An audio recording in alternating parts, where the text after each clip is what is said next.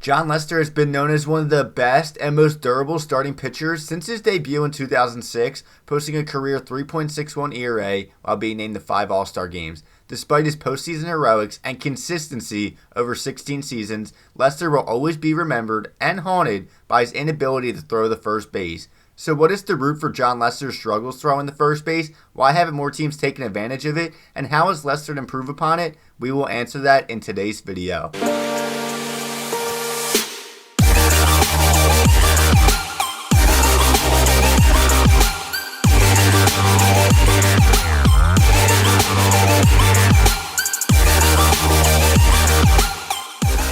A pickoff move is one of the simplest things pitchers are required to do during a game, and left-handed pitchers hold a huge advantage by having a clear view of the runner on first base at all times. If any pitcher, especially a left-handed pitcher, perfects the pickoff move, it's highly effective to help limit base runners stealing against them.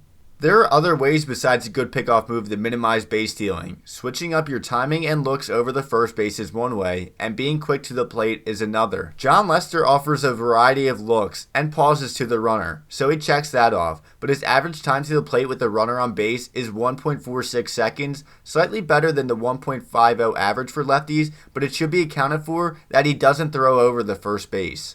What makes this so interesting is Lester can locate multiple pitches from 60 feet away, but on a pickoff or come back to him, cannot make the throw to first base accurately. Lester's inability to throw the first is likely the case of the yips, a term used across baseball for guys who lose the inability to throw the ball accurately somewhere. Several players have dealt with the yips over the years, including Rick Ankiel, who started his career as a pitcher, but in a playoff game threw 5 straight wild pitches and ended up converting as an outfielder. What's even more interesting, Lester wasn't always this way, as before 2012, he had multiple seasons with 5 successful pickoffs. It wasn't until after 2011 where Lester developed this habit, and the answer as to why is still unknown. What we do know, his pickoff attempts went down each year, and it got to the point where he wasn't even throwing over. It was so bad that from May 2013 to April 2015, Lester made 66 consecutive starts before attempting a pickoff move. And worst of all, Lester had more than 180 innings than the second place leader in innings pitched without no pickoff attempts. Teams began to recognize his struggles throwing over, and base runners took advantage and were successful 77% of the time in stolen base opportunities.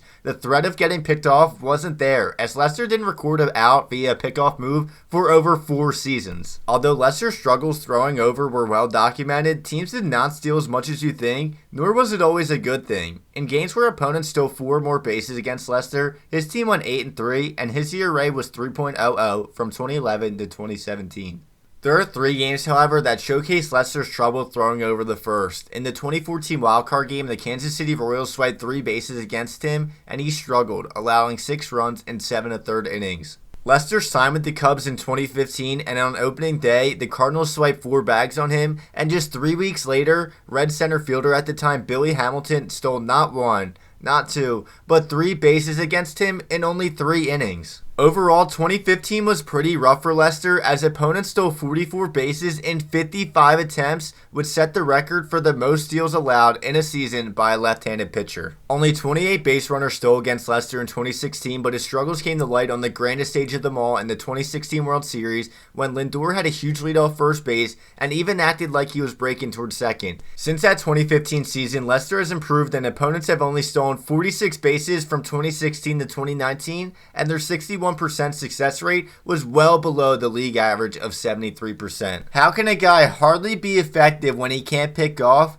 Well, maybe the art of stealing becoming non-existent has helped, as the league-wide stealing rate has gone down each year since 2012. This isn't the 70s or 80s where guys like Ricky Henderson and Lou Brock stole over 100 bags, because in that era, his throwing issues would have been taken advantage of more often. Or maybe it's due to the strategies implemented by the teams he's on. When he was in Chicago, David Ross and Anthony Rizzo developed a sign language to communicate with one another for pitchouts to throw behind the runner at first base. Lester himself began trying new things and even started bouncing the balls to first base in order to make an accurate throw, calling it a bounce pass, and even got the recognition of Bulls legend Scottie Pippen. In some scenarios, Lester has thrown his entire glove at Rizzo to secure the out. You might be asking yourself, why doesn't he work on it, and how come he hasn't fixed it?